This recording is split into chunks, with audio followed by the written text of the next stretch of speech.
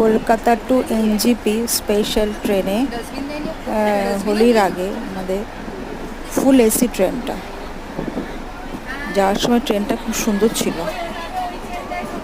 পুরো এসি ছিল, দেখতে সমস্ত তাই আরামেই গেছি আমরা খুব। এই ট্রেনটা স্পেশাল ছিল, ফুল ট্রেনটাই এসি, নন এসি বলে কিছু ছিল না। আমাদের জার্নিটা খুব সুন্দর ছিল এই জন্য।